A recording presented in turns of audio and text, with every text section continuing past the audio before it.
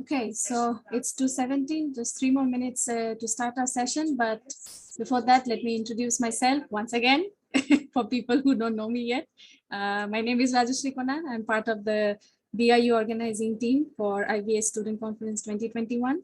I guess all the presenters, I sent you an email that for the flash talks, you will be presenting only for 7 minutes, and 3 minutes you have to keep for question and answers. We hope that none of us interrupt you guys in the middle.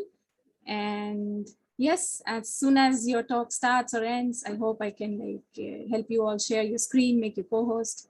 Everything should go smoothly. So taking our first speaker into account, Shubhajit Sarkar from Ben Gurion University. He will be delivering a talk in this session on theory of hot carriers and carrier heating in semiconductors, correct? Okay. Yes. So, yes, we can start. Okay. I don't see many people coming in yet. Okay. The stage is yours. Thanks for having me. The title of the talk, as you mentioned, theory of hot carriers and carrier heating in semiconductors. Oh, by the way, am I? Okay. So in next 7 minutes, I shall tell you about the limitations of the existing theories of hot carriers in semiconductors and explain how we fill the knowledge gap. The work has been done in collaboration with Ying Wei, who is a postdoc here at BGU, and with Professor Sivan and Professor Dubey. What happens when we shine light on a semiconductor or place it between electrodes? It goes out of equilibrium and high energy carriers are generated. These high energy carriers are called hot carriers. Subsequently, they lose their energy via various processes. For example, they interact with lattice phonons, interact between themselves to reach a thermal equilibrium. They also recombine which further leads to emission of electromagnetic waves. This is called the energy relaxation. These high-energy electrons have been at the research forefront for the last several decades. Mainly, there are two types of applications which motivated hot electron research in semiconductors. One is electronic applications, namely high-frequency diodes and transistors. For example, gun diode is the first known example where hot electrons get utilized. The hot electron transistor for high-speed electronics, and secondly, the photonic applications. A large class of photonic devices such as LED, phosphor screens use hot electrons photoluminescence. And last but not the least, hot carrier solar cells also use hot electrons. Let's dig a little deep inside the physics of hot carriers. Lights get absorbed and electrons and holes are excited at higher energies. It is believed that these high energy carriers collide between each other to quickly reach a thermal equilibrium distribution at around 100 femtoseconds. The process is known as thermalization, but the speed of reaching thermal equilibrium depends on how many excited carriers are there. After reaching a thermal equilibrium, carriers collide with lattice and lose some more energy, and at last, recombination happens between electrons and holes across the band, leading to photoluminescence. But the competition between these three processes are mostly determined by the population density of the excited carriers and in which environment the semiconductor is immersed, as we shall uncover. We expect a semiconductor to be out of equilibrium under continuous wave illumination. Existing theories either assume electrons to be always in thermal equilibrium at ambient temperature or take into account the non-equilibrium to a fast approximation only. On the other hand, theories involving photoluminescence for the determination of photoluminescence efficiency are based on macroscopic quantities such as density of carriers. Nowhere they involve microscopic distribution, also miss the crucial carrier phonon scattering. We propose a microscopic theory based on Boltzmann equation formalism with well-established Fermi-Golden rule for different scatterings. The Boltzmann equation has 4 terms. One is excitation, 2 is recombination, this is carrier phonon interaction and the carrier-carrier interaction. We consider gallium arsenide as a specific semiconductor within a parabolic band approximation where the density of state looks like this. We further consider then the clean sample without any defects, impurities, and therefore the chemical potential is exactly at the middle of the band gap. Our formalism have 3 key ingredients. One, all the scattering rates are determined from the full non-equilibrium distribution without any approximation. Existing theories take these scattering rates to be determined from thermal distribution mostly at room temperatures. The second ingredient is the energy conservation, and the third ingredient is the particle number conservation. With this, let me show you what we can predict and what we can achieve. First, electrons in gallium arsenide hardly reach any thermal equilibrium. This is due to the inefficient carrier-carrier scattering. Remember, I mentioned earlier that it takes almost around 100 femtoseconds to reach a thermal equilibrium. On the contrary, we are finding it's never going to reach a thermal equilibrium. And this is purely due to the lack of, because of this lack of thermalization, we can't really define what is the carrier temperature. As a result, we have to devise methods for measuring carrier temperature. First method is to know it from the carrier phonon power transfer. Here, the idea is to couple to the phonons of the system to measure the carrier phonon power transfer, which directly gives the difference between carrier and phonon temperatures. We plot the carrier temperatures as a function of illumination intensities. We find the rise in carrier temperature from that of the ambient depends non-linearly on the intensity. And crucially, electron and hole temperatures are different. Then we go for a more traditional way of measuring carrier temperatures, namely the photoluminescence spectrum. Note that the photoluminescence spectrum also gives a nonlinear dependence on the intensity, nonlinear dependence on the intensity, but the rise in temperature of electrons and holes are the same. Also, the magnitude is much smaller compared to the former method of measurement. Seemingly different values of carrier temperature from these two methods corroborate the lack of thermalization. Our third finding is the efficiency of the photoluminescence process. In the right plot, we extract efficiency and plot it against absorbed power by going into very high intensity regime. The data is extracted from this experimental paper. Theory predicts near unity quantum efficiency at high pump power. At 50 Kelvin, this is okay because there are no phonons. But at 300 Kelvin, this is surely not expected, as there are appreciable number of phonons to eat up some absorbed power.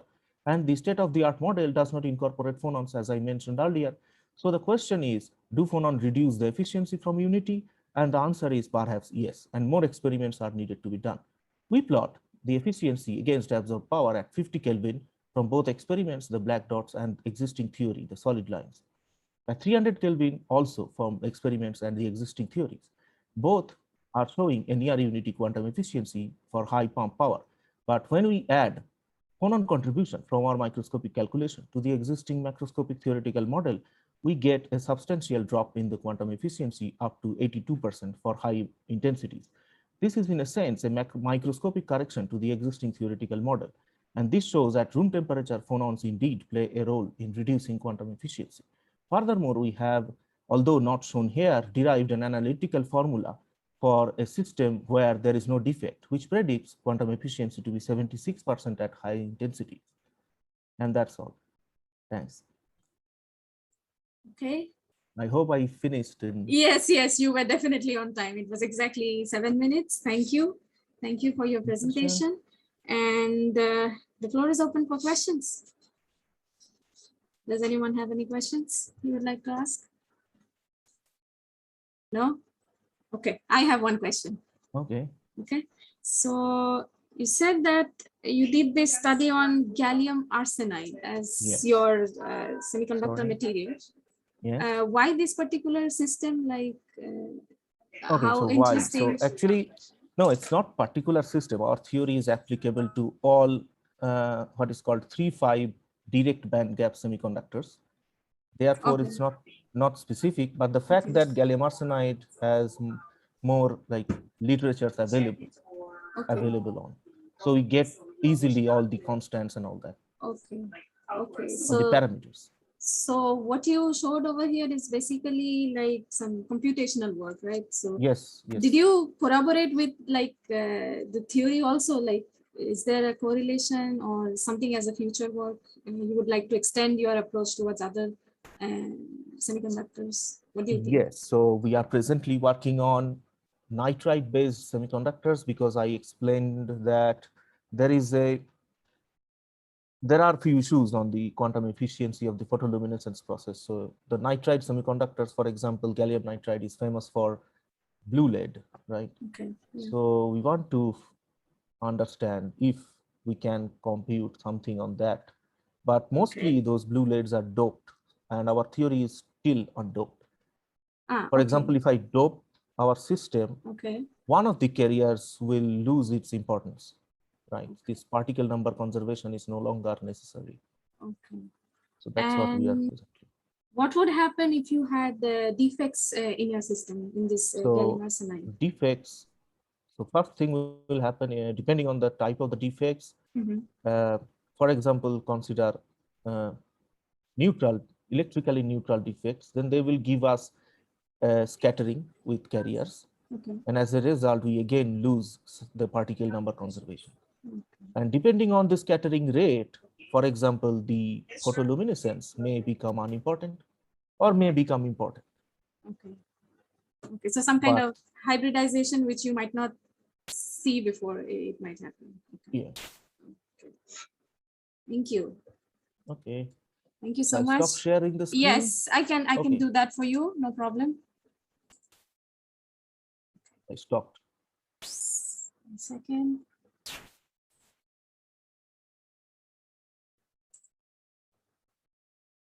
Okay.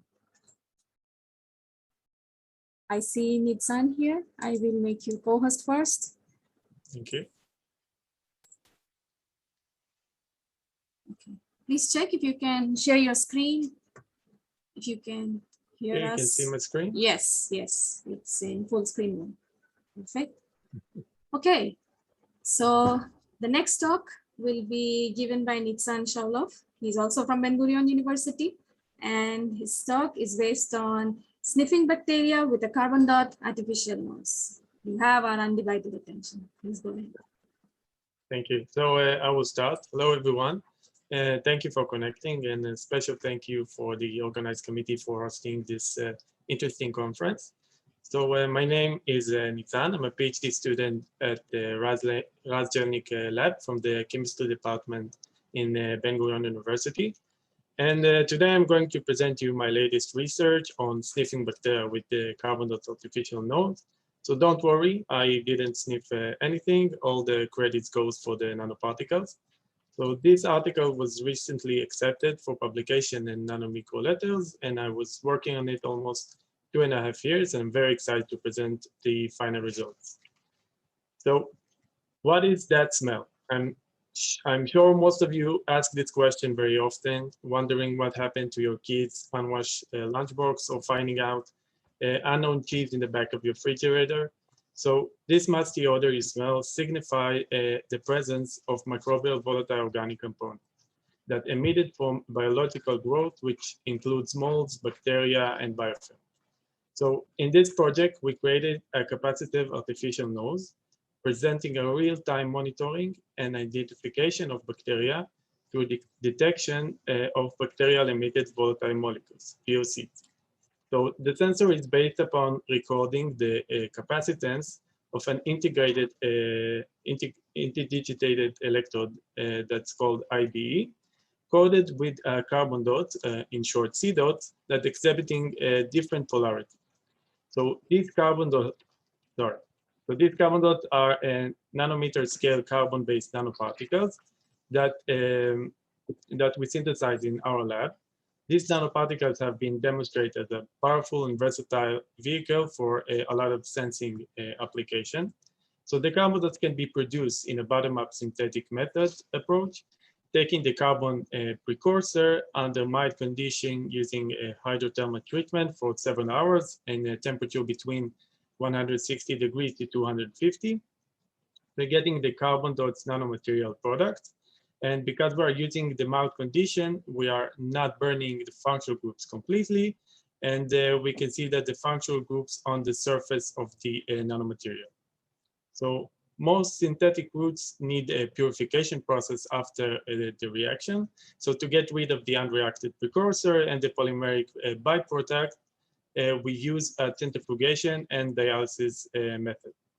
So after purification, we are getting the carbon dots, which are less than 10 nanometers in the diameter, having a different fluorescence emission colors under UV light, as you can see.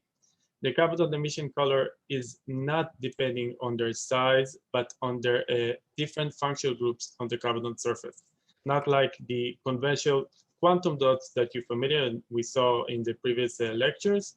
This fluorescent properties mostly dependent on the functional groups on the surface. So because they can have a different functional groups, they can also have a different surface polarity. So with the exposure of the carbon dots IDE to VOC, we saw a rapid capacitance change, as you can see from the bar diagram, which reveals a significant variation of capacitance response for each gas target, acting as a capacitive fingerprint, dependent both upon the polarity of the gas molecules, as well as the polarity of the carbon dot deposited on the electrode surface. So we have three different electrodes, one with polar carbon dots, one with semi-polar carbon dots, and one with non-polar carbon dots. But that all of them we prepare for one pot synthesis and separate them in a column, chromatography column, based on their fluorescent color. So for example, the sensor comprised with the blue carbon dots exhibiting significant negative capacitance signals upon addition of the relative non-polar gas, ethyl acetate, toluene, or hexane, while the more polar gas molecules, such as ammonia, methanol, or butanol, affected less capacitance decrease or capacitance increase in the case of ammonia. So all the tested results performed in a very low concentration of 35 ppm under a 64% humidity in ambient temperature. So how this actually work? What is the mechanism using this material? So the mechanism of capacitance transformation is ascribed to the substitution of electrode absorbed water by the gas molecule, with parallel change in the capacitance related to both the polarity and the dielectric constant of the vapor molecule tested. So due to the fact that water dielectric constant is very high, the initial capacitance value of the sensor will be high under specific humidity. And with passing a low polarity molecule like hexane, for example, the hexane will replace the water molecule corresponding to the close affinity of the carbonate surface. Low polarity molecule will absorb a higher content from this analyte, revealing a higher change with capacitance. And because hexane dielectric constant is lower than water, we will get a decrease in the capacitance value. But for the high polar analyte like ammonia, we see a different mechanism. The polar molecule creates a second layer on the absorbed water surface and eventually increase the overall capacitance. You are probably wondering what all of this is connecting to bacteria identification. So one of the most interesting facts about VOC production from bacteria is that different bacteria are producing different VOCs. Some types are producing a higher concentration of low polarity molecules than others. And each type's even different strain can have a profile fingerprint dependent on their volatile organic component. So think that we can distinguish between specific and mixture VOC with a great accuracy. So our next steps was to test the capacitance carbonate IDE sensor with different types of bacteria cultures growing on a solid agar surface. So the capacitive carbonate IDE sensor was employed a continuous monitoring of microbial growth, discriminating among bacteria through detection of distinctive VOC for each bacterial species that was growing, and we can see that difference here in the graph. So the cluster PHC analysis on the right corner highlights the possibility for distinguishing among the bacteria species with the clear classification results. So the carbon.id capacitive artificial nose underscoring the sensor availability as a generating platform from non-invasive bacterial growth detection. And we will design in the future for fast identification for pathogens for medical applications. So that is all. If you have any question, I will be happy to answer. And thank you very much. Thank you so much, Nitsa. Wonderful talk, wonderful presentation. So the floor is open for questions if anyone has any. No? Okay. I have a question.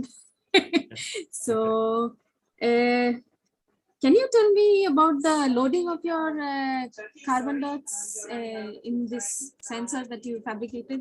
Like, did you maintain some specific loading and what kind of response it showed?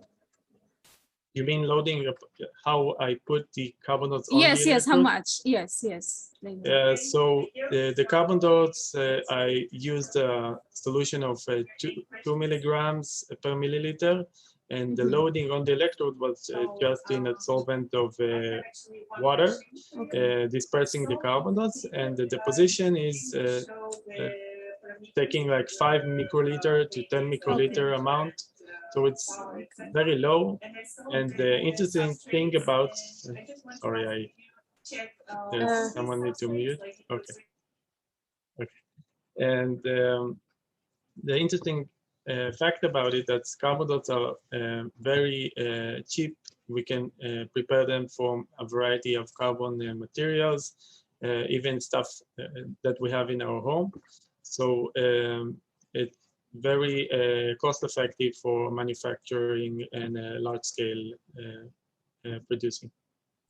okay, so you are like looking forward to put it into a miniature device, I hope, as a future extension of this work, Yeah, right? currently now we are opening a startup company based on this results, and hopefully it will be like a product that we can use in the industry. Okay, wonderful. Thank you. Thank you.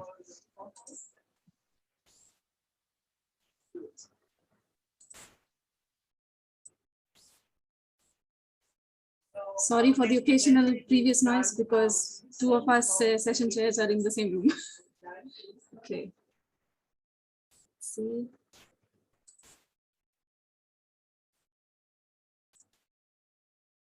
Okay, we have the next presenter, Itamar Ayal from Tel Aviv University. Itamar, I will make your co-host. Hello. Please check if you can share your screen.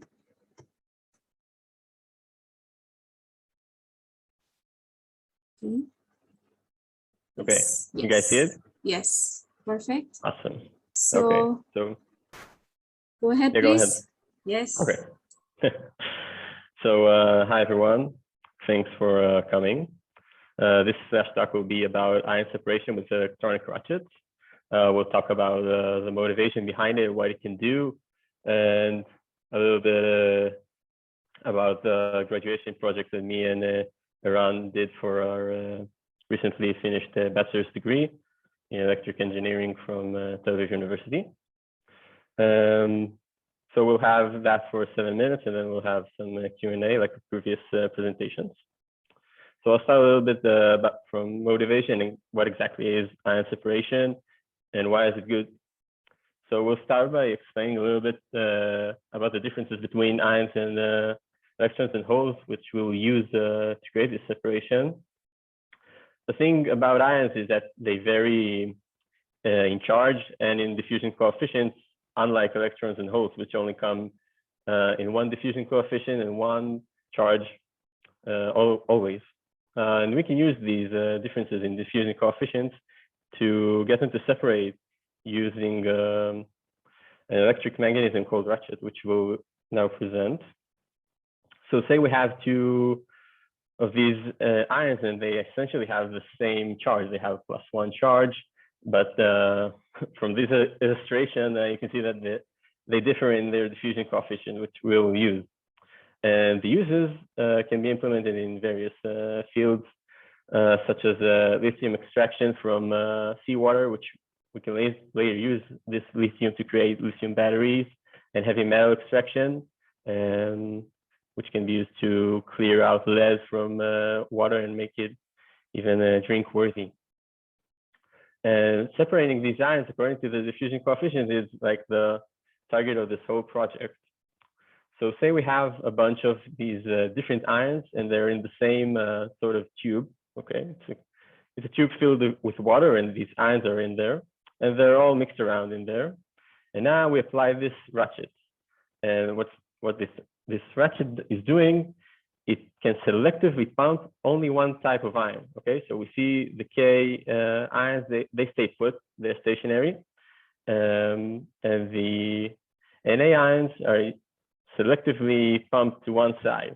And this allows us to do the whole lithium extraction and lead extraction that we talked about earlier. So how does it happen? So Ratchet is essentially a potential profile that we apply on this system. And now we'll see sort of a demonstration of how it works in the most simple way possible. So we have this asymmetric potential profile. See that there's a triangular wave, but it doesn't look the same from all sides. And these two dots at the bottom are two ions. And on the left, we see the timeline. It goes past one cycle, and then the potential profile switches to the exact opposite mirror image. And these two ions, specifically these two ions, move each one to its own side. And because the potential is asymmetric, we get the right ion to reach the bottom of the energy level before the left one does. And now, before the left one reaches the bottom, we switch the profile again. What happens now is that we get the rightmost ion to hop over to the right hole. This is essentially a current for the ions or the electrons or whatever is in this ratchet. Obviously, these ratchets can come in many forms as long as they're asymmetric and that they shift between them at the specific time. This will work. So the potential profile fluctuations, which is the switching, they create the current. This is what we're going to use. So to test these and to know how to build them correctly, we created a simulator. It's called RIMS, which stands for Ratchet Ion Movement-Based Simulator. And this simulator allows you to insert any potential profile you want, changing in frequency of changing it, and you can change it between multiple images, not just two like we saw in the example. And you load it into the simulator. You also load the ions within the system because they obviously vary in charge and in diffusion coefficient. And using a Monte Carlo calculation and object-oriented programming, you get the histogram of distribution after you apply the ratchet for a certain period of time, which you can define. And what we see here is the distribution of ions after we apply the ratchet. We can see that they all started right here at the zero, at the x-axis. And after the ratchet, they move to the left. It's still a normal distribution of the ions, but it shifted to the left, showing the current. And the reason that we see these spikes is that because they all center down to the bottom of these triangular waves or whatever waves they used. And this is why we see it in spikes. So a little bit about how the Monte Carlo simulation works. The essence of it is that the initial position of every ion within a compound is randomized within the first ratchet. So when you apply the ratchet, you get sort of like a more realistic image of the ions within it. And then we do this calculation shown in equation 1, which we take one step in time, this is delta t, and calculate the next position using the previous position, using the second part, which is the movement induced by the field, which is what we want to be most dominant, because this is derived from the potential profile that we apply, and other random fluctuations that are also dependent on the diffusion coefficient, which is also good, because we know the diffusion coefficient is directly connected to the ion that we choose. And these simulations can help us estimate the velocity that we'll get and the direction of it before we even have to construct the ratchet itself in the lab, which is a much more complex thing to do. So we can use this simulation to estimate which profiles will work the best for our purposes. And some more of the outputs show that we can do it in video, like we see on the right. We see this exact histogram, and it's moving to the left. And at the top, we see the ratchet cycle. The ratchet cycle is how many times we shift all the potential profiles that we have planned. And we see that the more it goes, the more just the histogram is pushed to the left. And on the left, we see this is sort of like the triangular wave we saw, just combined of two sine waves. And on the purple is the electric field that is derived from it. This is much more complex Ratchet example. We see on the left, we have 5 images. These are actually a part of an 8 image Ratchet. And the thing that is most special about it, you can see that the right ions in the graph are moving to the right, while the left one are moving to the left, the blue ones, sorry. And when you put it in the simulator, you can see that they actually move in opposite directions. So not only is one moving and the other one stays stationary, you can actually get them to actively separate from each other, moving in opposite directions. And this is the full image of the Ratchet. And this is the main focus of this whole project, is that you can use this concept to actively separate ions and get them to move in different directions. This is a brand new concept, and it has all these applications that we talked about before. And it's really new and exciting. And getting them to move in opposite directions is a brand new thing with a lot of applications. Here we see the same potential profile applied on 4 different ions. Before we just saw the lead and the potassium. Now we also have calcium and sodium with the speed. And we see that the speed is not only changed in how fast it is, but also in the direction. And notice that they all started here at the x equals 0. And this is a really interesting stuff. It's been recently registered as a patent. You can see the number below. So a little bit of the conclusions of what we talked about today. First of all, about the Ratchet concept itself, we see the video on the left that we saw earlier. We can use these changes in pictures from the top one to the middle one to the bottom one to create these currents, essentially. And with these currents, we can use the simulator to see if we can cause ions to separate, which is some of the products that we see below here. You can see that all the ions started in the same place, and they slowly move to the right. And given the accurate potential profile after it has been tested in the simulator, we can create ion separation, like we see on the picture from the right. And this is it for my talk. This is me and Eran. We built the simulator in the past year. And a lot of other stuff, exciting stuff are happening in the Energy Devices Lab from Tel Aviv University, where they create some of these ratchets in the lab and do experiments. Okay. Any questions? Thank you for your talk, Itamar.